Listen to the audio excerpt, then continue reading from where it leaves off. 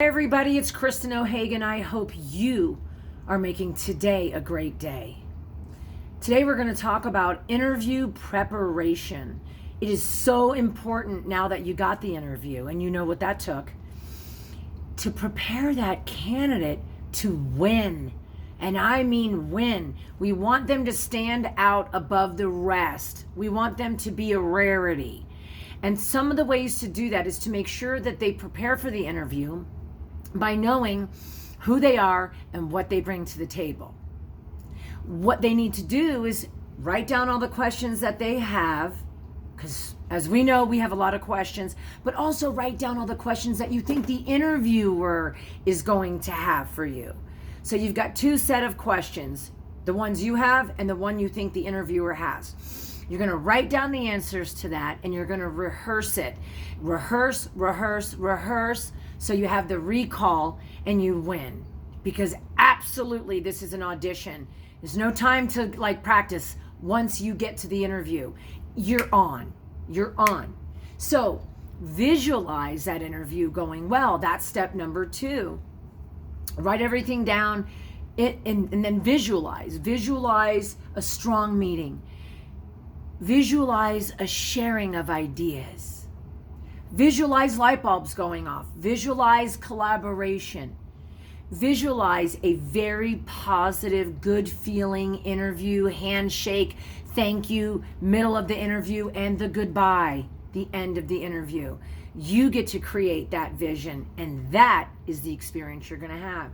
Spend the time there. I think it's really important. Mock interviews. A mock interview is when you simply grab a colleague, a friend, anybody that you feel can give you a little nudge, a little run for your money, so that you can scramble and be challenged in your mock interview so that the real interview goes smooth as can be. That's fun. Play with that. Knowing your numbers and who you are and preparing like this is going to instill a very strong confidence. And it's a humble confidence.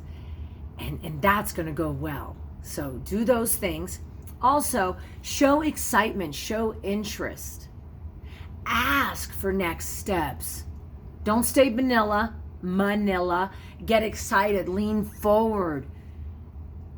Ask for the job if you want, if it feels good. Ask how you're a fit, if it feels good. This is why knowing who you are is important, because your intuition is going to guide you while you're in this type of an interview, right? While you're in this type of a meeting, your intuition's going to speak softly and guide you. And that's why you have to know who you are. Get the prep going with the questions, the answers, do your mock interviews, do your visualization, know your numbers, ask for the follow-up, have a handwritten thank you card in your car or purse or pocket, and be able to send that right away or drop it to the receptionist on the way out. We are trying to separate ourselves from the pack. We are trying to stand out amongst all of the other people that are interviewing.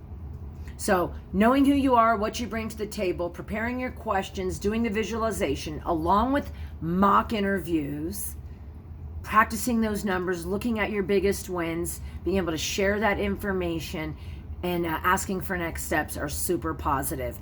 And we as recruiters, me especially, if you feel super good about this meeting and it's going the way that you want it to go, schedule the second interview.